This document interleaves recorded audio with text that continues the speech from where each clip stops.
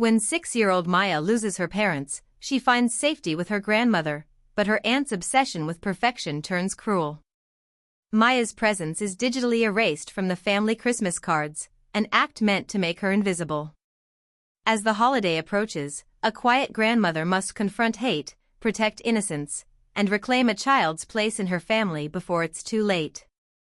The wind rattled the windowpanes, carrying the faint smell of pine and snow from the street below. I sat at my kitchen table, a cup of untouched tea cooling beside me, and stared at the empty pink suitcase in the corner. It belonged to Maya. My granddaughter. My little girl who had arrived 3 days ago, carrying only a stuffed elephant and a silence that weighed heavier than grief itself. Outside, the world carried on, oblivious to the sudden fracture in our family. But inside my small, sunlit kitchen, everything had changed. The walls seemed to breathe with memory, the laughter of my sons echoing faintly from years ago, now muted by the stillness of loss. David. Sarah. Gone in a flash of metal and glass. Their absence was a hollow ache I couldn't name. Yet here, in this room, a new presence hovered. 6-year-old Maya, fragile but unyielding, waited somewhere just out of sight, uncertain if this world still wanted her. The front door creaked, and I barely had time to turn before a small shadow appeared in the doorway. She clutched Mr. Peanuts, her stuffed elephant, tighter than a lifeline, her dark eyes scanning the room with cautious curiosity. Grandma. Her voice trembled, the single word stretched thin by months of silence since the accident. I held out my arms, but she hesitated, as if the world had taught her caution better than trust. I remembered the first time I held my son David after he was born, the same soft weight in my hands, the same fragile heartbeat pressed against mine.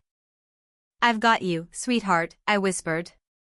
My voice was steadier than I felt, but only just. We sat together on the worn kitchen chair, her legs swinging as she clung to me, tiny sobs shaking her frame. "I don't want to be here," she murmured, more to herself than to me. My chest ached. How could I explain that this house, these walls, could be both sanctuary and battlefield? How could I protect her from a world that had already taken so much? The phone rang, shattering the fragile quiet. I ignored it at first, but the insistent chime carried a weight I couldn't deny. It was Mark, my younger son, and I braced for the usual mixture of concern and defensiveness. "Mom," he said, voice clipped, careful, distant. "How's Maya settling in?"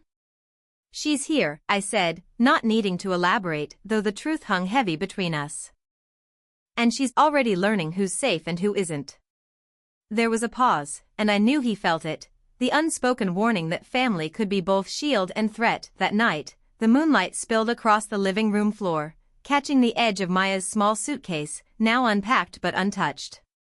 She lay beside me on the couch, her head resting on my chest, tiny fingers brushing against my necklace.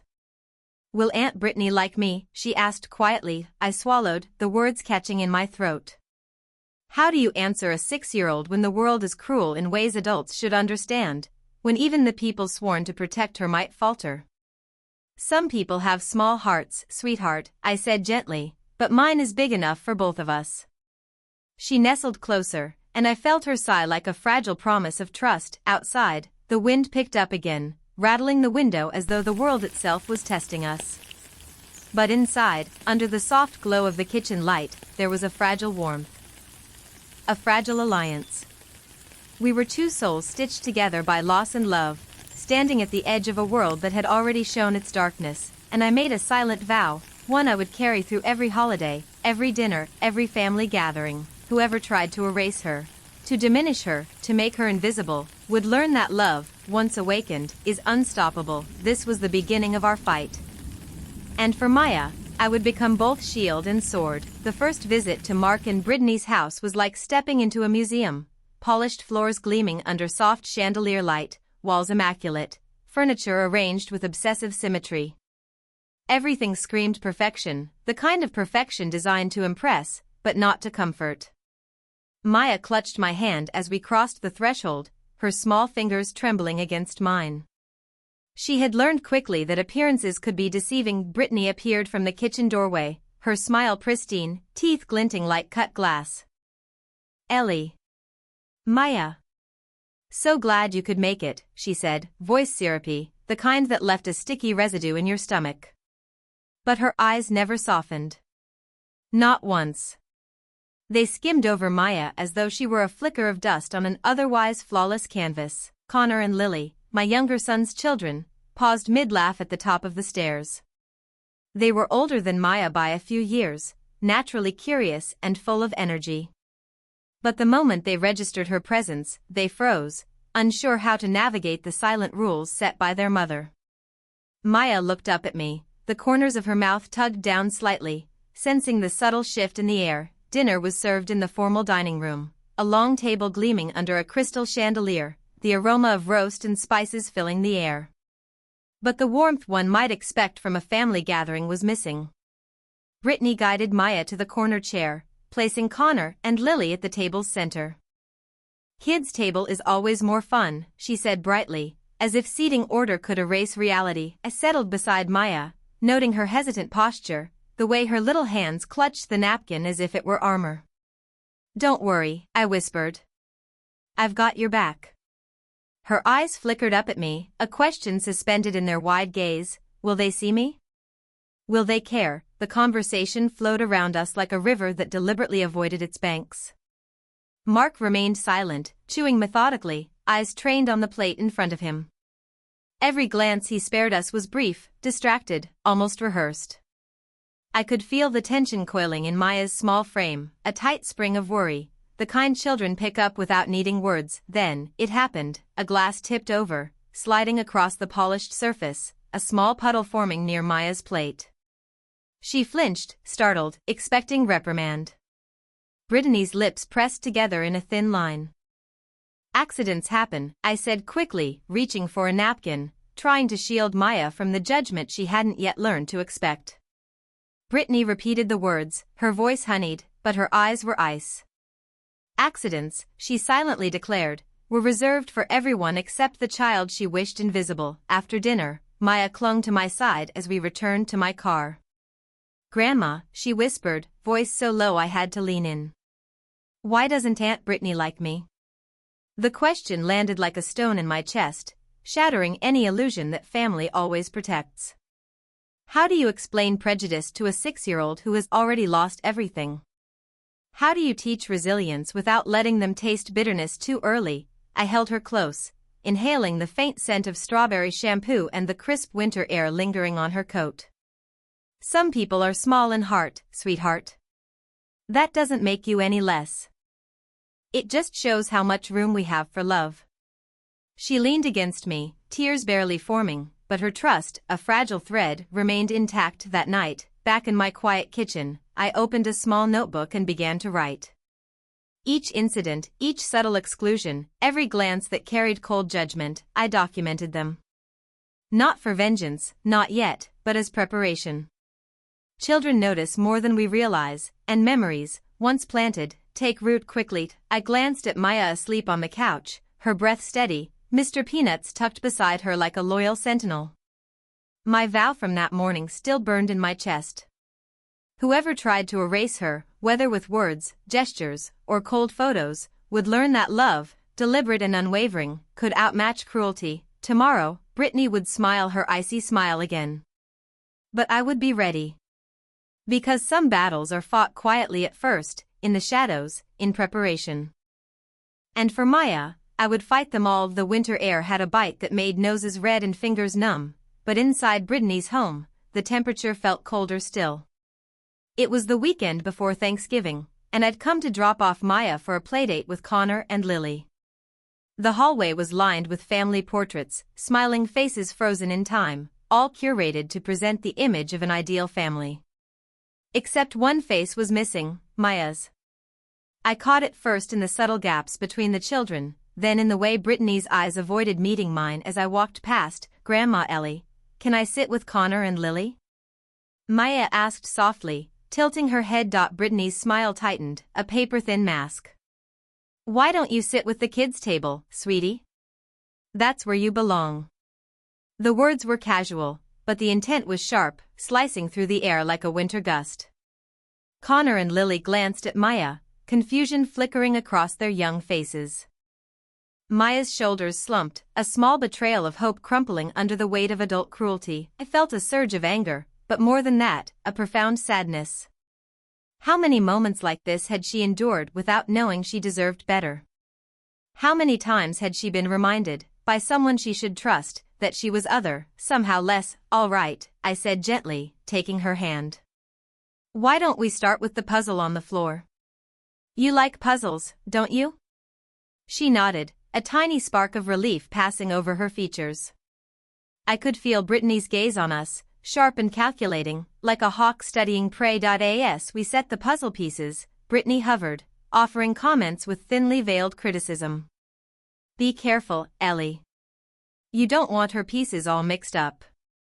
Her words were innocent on the surface, but the tone carried an undercurrent: control, judgment, exclusion. I ignored it, keeping my voice soft, reassuring Maya, letting her know she was safe here. Then it happened.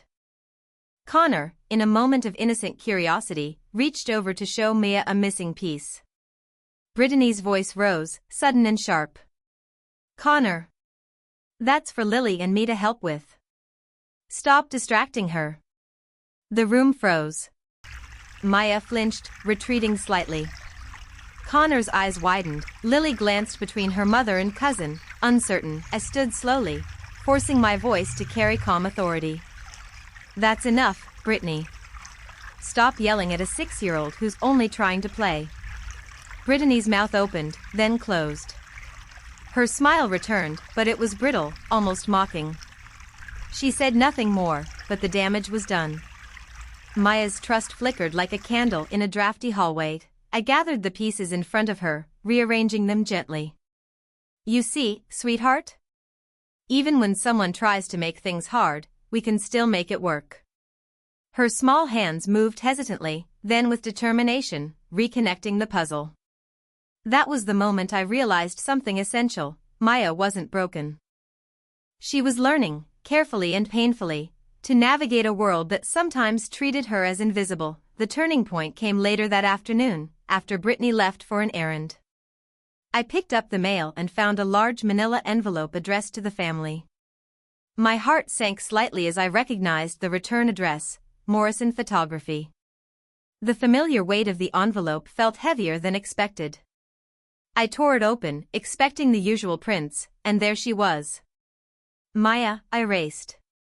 Not cropped, not shifted to the side. Gone entirely. A seamless void where her smile, her gap-toothed grin, her little hands had been. Connor and Lily were centered, holding hands, smiling at the camera. The illusion was perfect.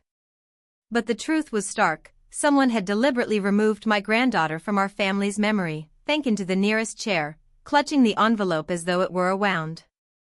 My hands shook, my chest tightened. How could anyone be so meticulous, so deliberate, in removing a child who had already lost everything? And more terrifying, how long had this been planned? How many people had seen this version of our family? Maya peeked from the living room doorway, sensing my distress. Grandma, what's wrong? Her small voice shattered my moment of paralysis. I realized then that this was no longer about subtle slights or passive aggression. It was active, calculated cruelty. And it had a name. Someone wanted to erase her existence. I looked down at her, at the fragile trust shining in her eyes. A decision crystallized inside me, fierce and unyielding. Whoever tried to make Maya invisible, to undermine her place in this family, would learn one truth: I would not. And she would not. Not now. Not ever. This was no longer a battle of words. It was a battle for memory, for dignity, for the very soul of our family. December arrived with the soft hush of falling snow, a deceptive calm that masked the storm brewing beneath the surface of our family. I sat at my kitchen table, sipping tea, the envelope from Morrison Photography spread before me. 50 perfect family portraits, on the surface, a cheerful record of holiday tradition, but every single one bore the same absence: Maya. It was like staring at an empty chair where a soul should have been. Maya wandered into the kitchen, her small hand sliding into mine. Grandma, are these our new Christmas cards? She asked, curiosity laced with unease. Her eyes scanned the images, pausing over the empty space where she should have been. "Yes, sweetheart," I said carefully, forcing my voice to remain steady. "These are the ones that arrived today." I swallowed hard. The words felt like sandpaper against my throat. "How do you explain deliberate cruelty to a 6-year-old without breaking her trust in the world?" She traced the empty space with a finger, her brow furrowed. "But I was there. I was smiling. Why can't they see me?" Tears prickled my eyes, but I blinked them back. Some people have hearts too small to see the good in others. That doesn't make it your fault, Maya. It just means you have to hold on tighter to the people who do love you. And I will always love you. Always. The phone rang, shattering the fragile silence. It was Mark. I could hear tension in his voice, a weariness I knew all too well. "Mom. Brittany picked up the photos today. She wants you to come over. Says there's a problem." I set the envelope aside. "I'm not going over there to beg for recognition for my granddaughter." Mark hesitated. "Mom, you need to see this before Christmas." She's insisting. Reluctantly, I agreed. Maya climbed onto my lap as we drove across the icy streets, her small weight a comforting anchor in the storm of my thoughts. Brittany's house gleamed in the afternoon sun, the kind of perfection that felt designed to intimidate. The door opened, and Brittany greeted us with her flawless smile. Unaware of the resolve burning behind mine, she led me to the living room, where the table was perfectly arranged for holiday photos, matching sweaters, shining ornaments, everything meticulously curated. She held the envelope of cards in her hand. "Ellie, there's been a mix-up," she said, voice light, too light, as if trying to laugh off something massive. I held up the envelope, my grip tight. "Is this the mix-up?" Brittany's smile faltered slightly, just enough to reveal the glint of calculation beneath. "Well, you see. I didn't realize, maybe the photos didn't print correctly." Maya's eyes widened. "Grandma, what's happening?" Her voice trembled, small and fragile, echoing my own internal disbelief. I crouched to meet her gaze. "Someone tried to make you invisible, sweetie. But we're going to fix it." Brittany stiffened, realizing for the first time that her actions were no longer behind a veil. Her fingers twitched over the envelope, the faintest trace of panic in her posture. "Ellie, it's not what it looks like." I let her words hang in the air, heavy and hollow. "Then help me understand.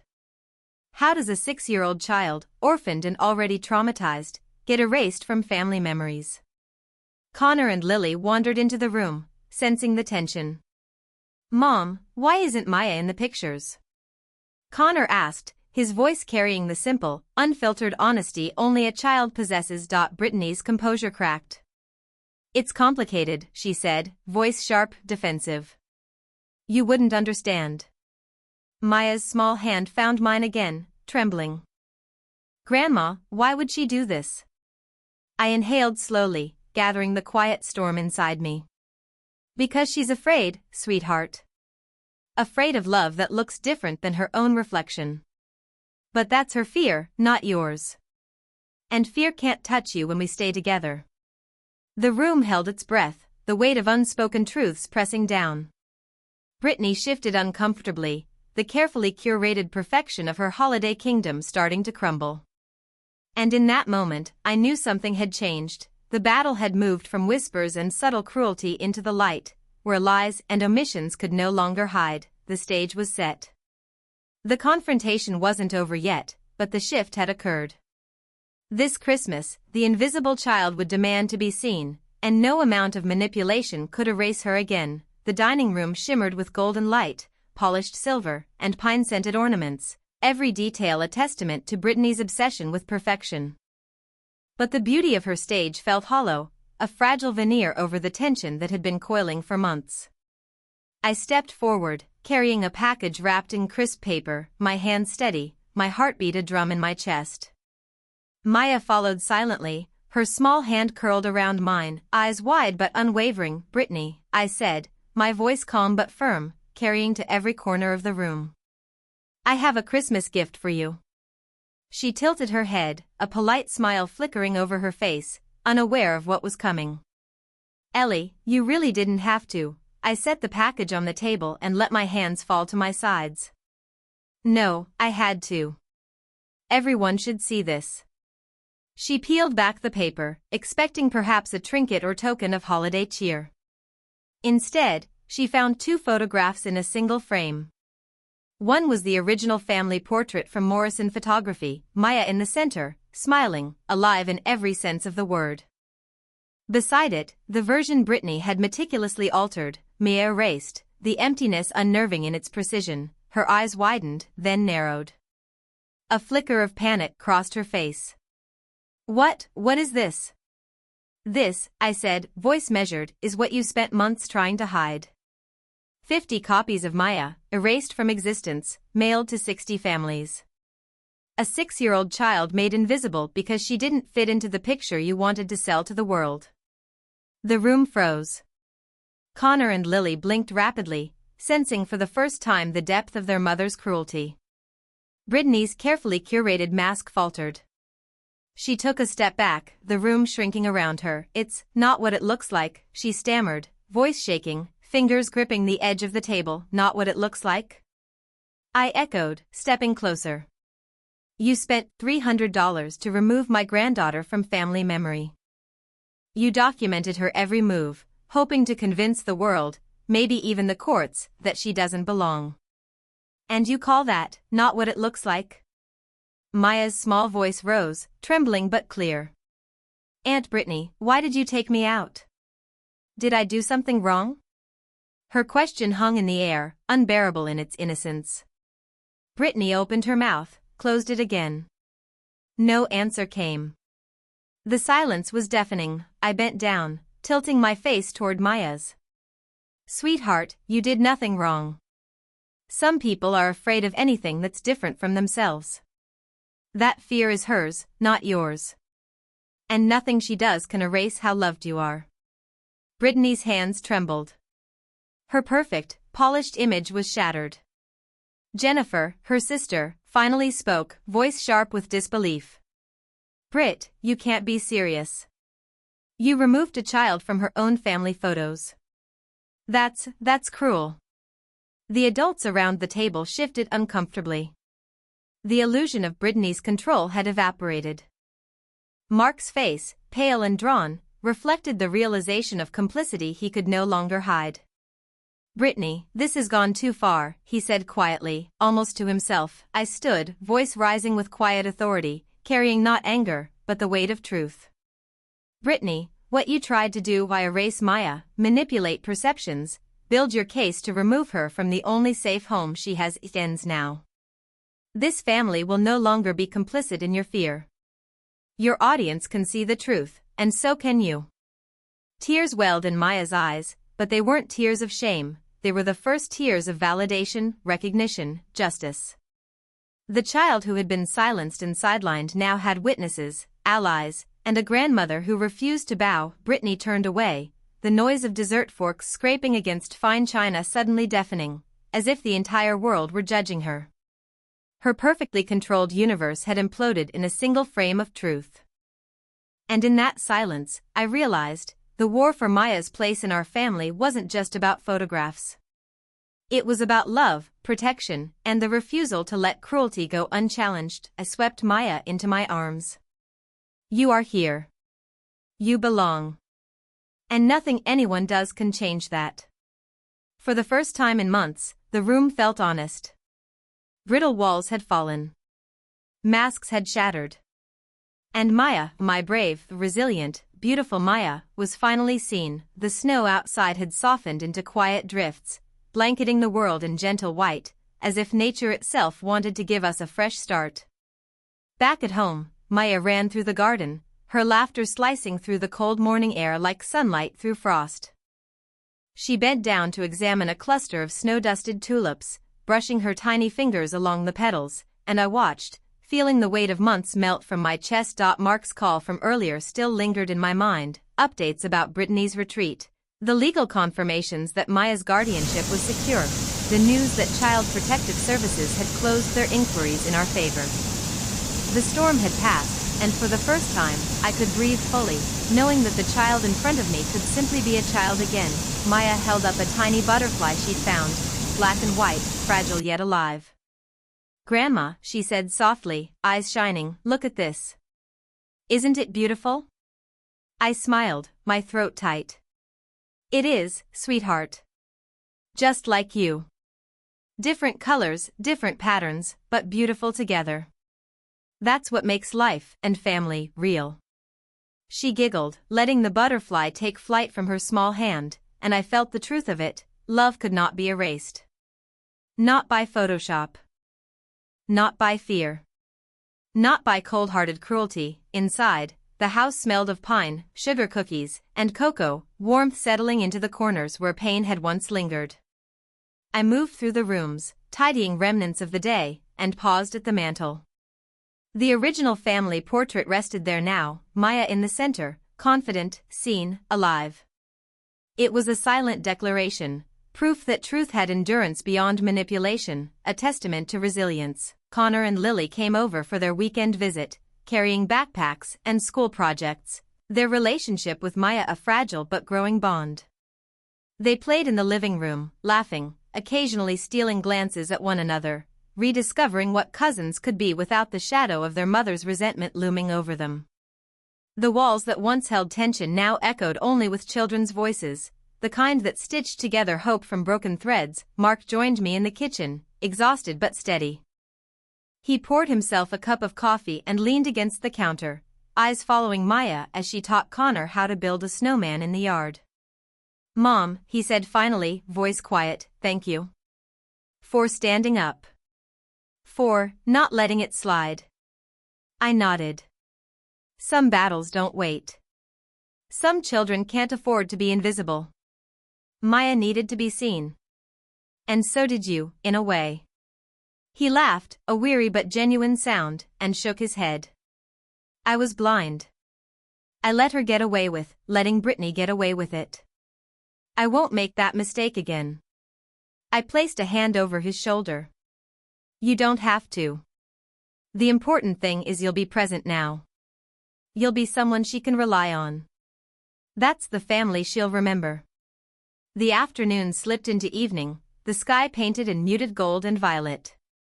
Maya curled against me on the couch, her small head resting on my shoulder as we watched the last rays of sunlight fade. "Grandma," she murmured, "will Christmas always be this nice?" I stroked her hair gently. "Christmas can be anything we make it. But the most important thing is love, Maya. That's the part that never disappears. That's the part that no one can ever take away."